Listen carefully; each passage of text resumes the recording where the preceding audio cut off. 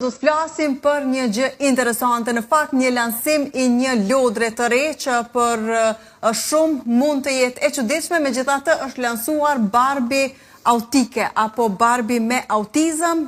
Këtë e ka bërë kompania e lodrave Mattel, e cila përfaqëson pra këtë lodër, një vajzë me autizëm, si pjesë e linjës së saj Barbie fashionista, e cila dhe synon të reflektojë diversitetin dhe përfshirjen në botën e fëmijëve.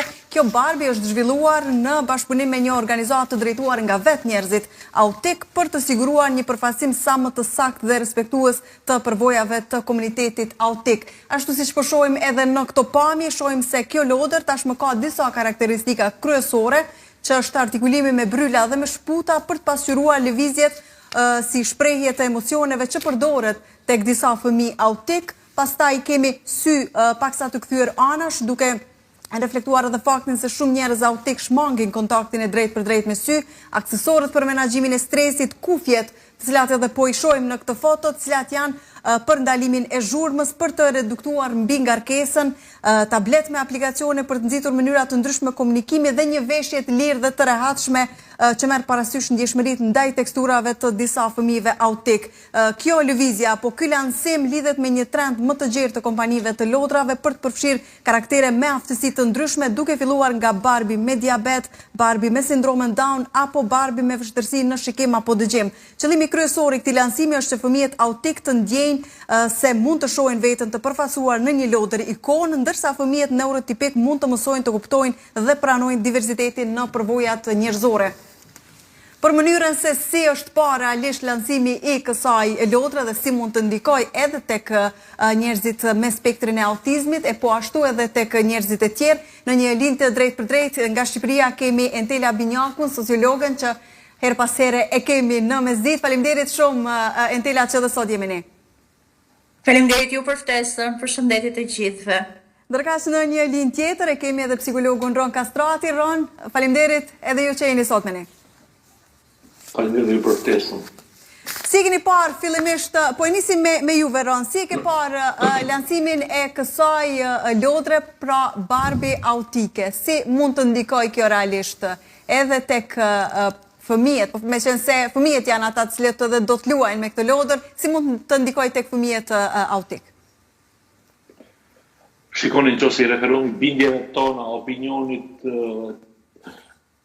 dhe informacioneve të cilat i trajtojmë nga këndvështrimet tona profesionale, unë theksoj se këto kanë të bëjnë më shumë me marketingun e lodra, që hidhen në publik dhe nxisin audiencën, njerëzit, ndjekësit të shtojnë interesimin për t'i marrë këto lodra, por në anën tjetër nëse analizojmë në aspektin psikologjik, kjo lloj lodër ka të bëjë me modelimin dhe identifikimin tek fëmijët, sepse fëmijët zhvillojnë identitetin dhe perceptimin për veten, dhe sigurisht që përmes identifikimit dhe perceptimit mbi veten, nga këto lojra simbolike dhe nga këto modele sociale që shohin në mjediset e tyre, ndjehen të përfaqësuar. E një Barbie që përfaqëson autizmin në një mënyrë ose në një formë tjetër mund të ndihmojë që fëmijët autik të ndjehen të vlerësuar apo të vlerëshëm dhe mund të ndihmojë të ulë ndjeshëm ndjenjen e izolimit apo pozicionin e izolimit në nivelet e hershme zhvillimore. E qartë. Pra, imagjinoni, në qoftë se ulet ndjenja e hershme pra e izolimit në ato mjedise ku një fëmijë autik ndërvepron ose mund dihet i stimuluar, një lloj lodre e tillë e bën atë të ndjehet identifikuar, pra që unë nuk jam vetëm. E qartë. Pikërisht tek kjo çështje ndoshta na ndihmon edhe sociologja Binjaku. E shihni më shumë si çështje e marketingut, PR-it të kompanive ndoshta për të shtuar shitjen e tyre edhe për të kapur edhe një themi target audiencë tjetër, apo ndoshta edhe për ndryshuar deri diku normat shoqërore edhe për ndikuar ndoshta tek vetë personat cilët janë autik për të parë se përfaqësohen ngjajshëm si të tjerët në shoqëri. Po, mendoj që janë të dyja bashk, patjetër që koncepti i marketingut nuk i ka lënë më njanë edhe këtë aspekt kaq të rëndësishëm. Jetojmë në një shoqëri që një ndryshe shoqëri konsumeriste, ku çdo ide, çdo produkt shndërrohet në mall për konsum, mall për shitje, mall për përvetësim nga ana e tregut. Dhe besoj se kompania e ka shfrytëzuar edhe këtë element. Por nuk duhet ta harrojmë edhe një cikël që kanë nisur këto kompani, që ka filluar sikundër dhe ju e përmendët në insert, me një Barbie me diabetin e tipit 2, ndërsa ka dalë me një tjetër Barbie me sindromën Down, dhe nuk përjashtohet edhe Barbie tani më me sindromën e autizmit. Vetë Organizata Botërore e Shëndetit ka dalë në përfundimin që 1 në 100 fëmijë janë me çrregullime të spektrit autik. Ndaj edhe, targeti që ne po flasim është mjaft i madh. Dhe këtu besoj unë se ka të bëj ky aspekt i ndërgjegjësimit tani më për t'i trajtuar të gjithë fëmijët me çrregullime të spektrit autik të përfshirë, të palën më njanë, si një normalitet për gjithë fëmijët e tjerë, në mënyrë që të rrisin sa më shumë pranimin e tyre dhe normalizimin. Zonja Binjaku, mendon se realisht lodra të tilla ndihmojnë deri diku në uljen e stigmatizimit dhe ndoshta deri diku në rritjen e ndërgjegjësimit për diversitetin në shoqëri? Mendoj që kjo mbetet për të parë, ne ende nuk kemi shifra që studiojnë mënyrën se si pritet nga ana e shoqërisë. Mbetet për të parë, por një farë roli unë besoj se e kanë, sepse ne nuk duhet të harrojmë që vim veçanërisht po flas për anën tonë të kufirit këtej, nga jam unë. Ne jemi rritur në një shoqëri që aftësinë e kufizuar e kemi fshehur, e kemi patur për turp që ose si zor, që ta shfaqim, dhe sot jemi duke folur për një shoqëri e cila është mjaft më e hapur. Dhe këtë po e reflektojnë veçanërisht të mitur, veçanërisht fëmijët, të cilët në gjirin e klasave të tyre dhe të grupeve të tyre të bashkëmoshatarëve, gjithmonë më shumë fëmijë me çrregullime veçanërisht të spektrit autik. Pra dhe kanë treguar një farë hapje. Besoj se përmes këtyre lodrave, kjo hapje fillon të bëhet pak më e ulët në moshë. Dhe besoj unë se një farë ndërgjegjësimi këto kanë mundësinë ta kryejnë. Dhe shpresoj që tek fëmijët, që në mosha më të mitura, ata të jenë më të hapur ndaj çrregullimeve të autizmit. Po. Ron, a mund të sjellë ndryshim real edhe në shëndetin mendor të fëmijëve, mënyrën se si ata e shohin veten, sepse kemi parë edhe rezultatet pozitive që ka sjell kur është lansuar ajo Barbie më e pilot, jo ajo shumë e dobët që pastaj të gjithë dëshironin të ishin të dobët sikur ajo. Dhe është parë dhe është pranuar shumë mirë pastaj ajo Barbie kur u lansua me kilogram pak më shumë. A beson se do ta ketë ndoshta të njëjtin efekt, mënyrën si do të pranohet dhe do të ndikojë realisht edhe tek vetë personat me autizëm, për mënyrën se si ata e shohin veten?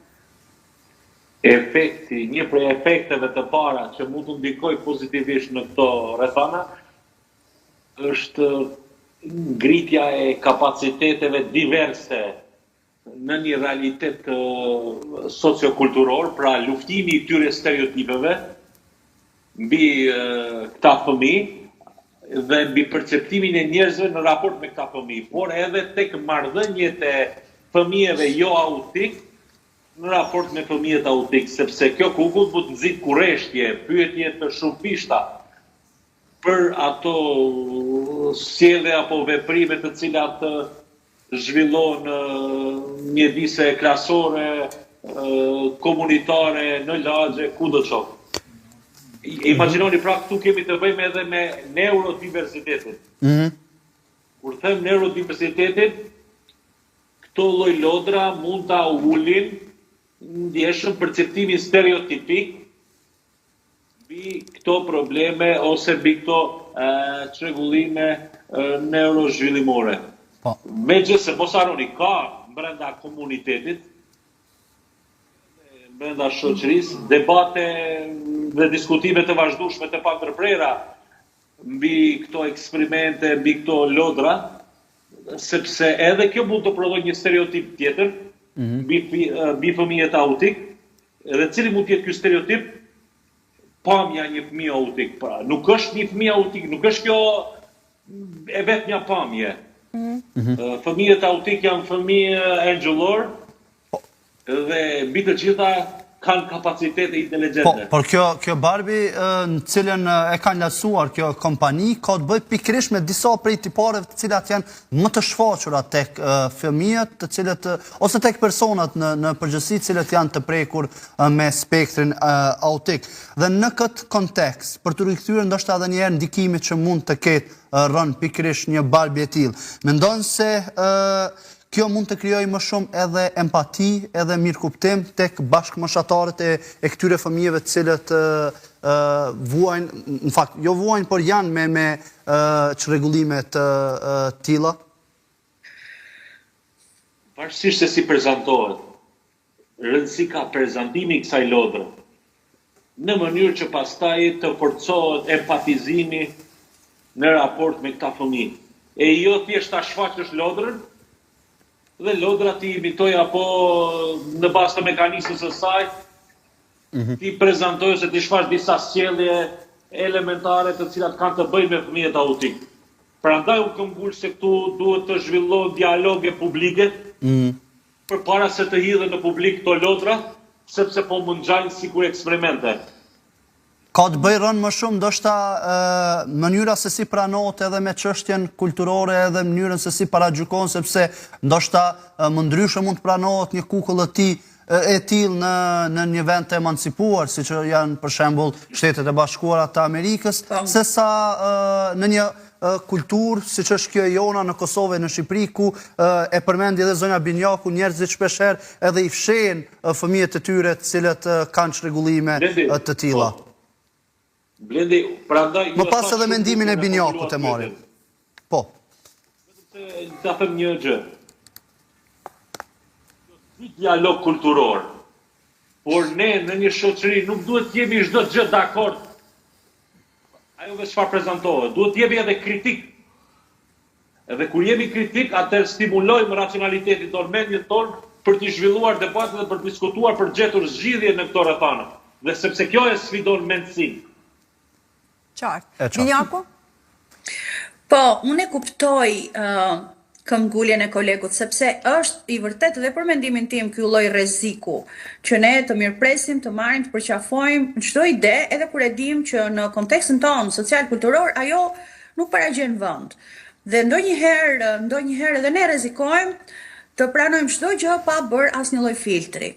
Në rastin e kësaj kukulle, me sa unë kam lexuar, ata e kanë portretizuar tek elementet kyç të spektrit autik, që janë shmangja e vështrimit të drejt për drejt, që e kanë të gjithë, veprimet e përsëritura ndaj dhe janë kyçet e atilla fleksibile, domethënë në mënyrë që kur ata domethënë perceptojnë edhe duan të shprehin entuziazëm, duan të shprehin që konvergojnë me realitetin, ata lëvizin kyçet dhe bëjnë veprimet e përsëritura.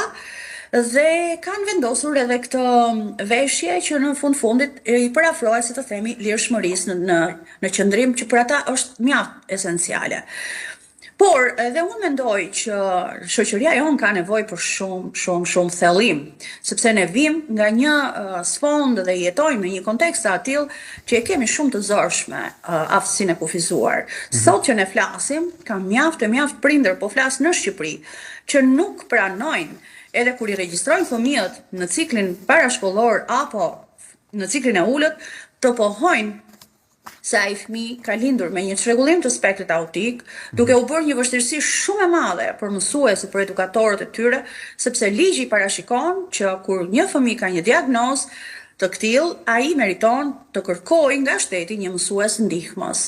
Dhe shpesh herë prindrit janë të rinj fare në moshë, janë, si të themi, presupozohet të jenë mjaft mendje hapur sepse jetojnë një kontekst lirie edhe informacioni, dhe jo si dekada më parë, ku prindët e tyre kanë qenë mjaft kufizuar në informacion, dhe sërish e kanë të vështirë ta pranojnë, domethënë, ta pohojnë çrregullimin e fëmijës. Prandaj unë besoj që çdo lloj mjeti që shkon në drejtim të rritjes në përgjegjësimit dhe të dy pranimit shoqëror është shumë i mirëpritur për ne. Natyrisht unë besoj që shoqëritë skandinave nuk besoj se kanë pritur të dalë kjo kukull pa të jenë kaq të hapur të pranojnë diversitetin dhe të normalizojnë, domethënë, një çrregullim si ky që është shumë i shpeshtë. Ndërsa ne në shoqërinë tonë, besoj unë, kemi nevojë për çdo element që shkon pikërisht në rritje të ndërgjegjësimit dhe të dy pranimit ose të shumë pranimit, mirë pranimit shoqëror. Po, dhe si përfundimin Tela, beson se do të ndihmojnë në reduktimin e stigmatizimit apo në mënyrë të pavedishme do ta forcojë atë? Ekziston ky rrezik, sepse i portretizon në një mënyrë dhe ndoshta tek fëmijët ekziston ai rreziku i krijimit të përfiturimit për bashkëmoshatarët e tyre autik vetëm në këtë mënyrë. Ekziston ky lloj rreziku, por unë besoj se koha është një filtr mjaft i mirë dhe siç ka zbër ato pasiguritë, për shembull, për ato barbien e shëndetshme që ju e përmendët, apo për kukullat e tjera me diabet apo me sindromën Down, besoj se edhe këtë lloj barriere kam përshtypjen se vetë shoqëria do ta ketë mundësinë ta kapërcej dhe të mos krijojë stereotipi të reja.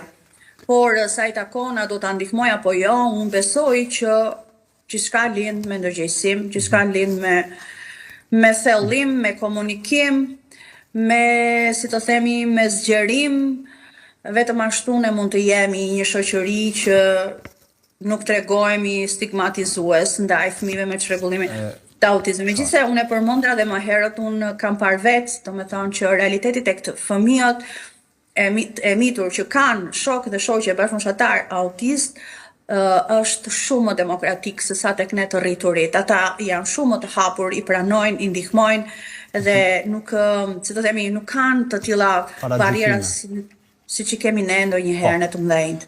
Roni, një mendim të fundit edhe nga ty, pikërisht për këtë që edhe sapo pyeti Dorentina. Më shumë i rrisin apo deshesh të edhe diçka tjetër? Dhe realisht desha të pyes se a duhet që të punohet akoma më shumë, ndoshta sepse e përmendi edhe Tela, tha se stigmatizimi, mënyra se si i shohim fëmijët autist më shumë më e vështirë është tek të rriturit se sa tek fëmijët, dhe pikërisht në këtë duhet të punohet më shumë ndoshta edhe me prindërit për mënyrën se si ata edhe e pranojnë faktin se fëmijët e tyre janë me autizëm dhe këto. Sigurisht që po, prindrit duhet përfitojnë shërbime psikoedukative, sepse këto shërbime i ndihmojnë prindërve të mos kenë frikë nga ndryshimi.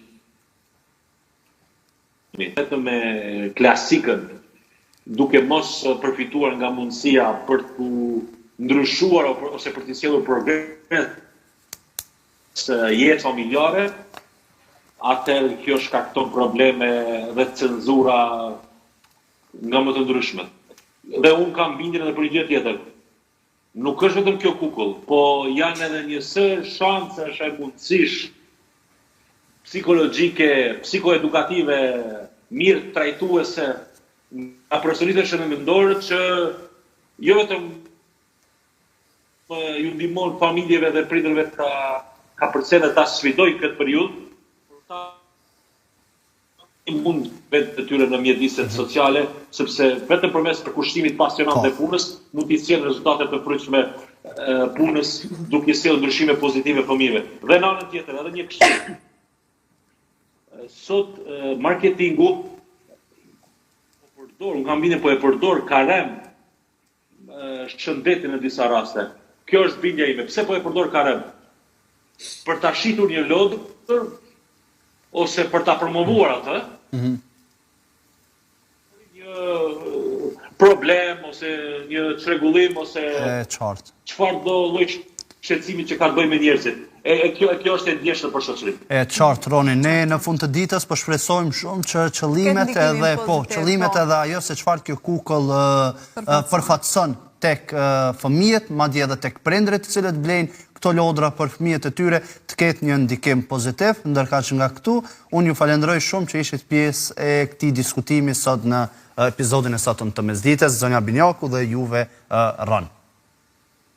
Faleminderit ju, gjithë të mirat.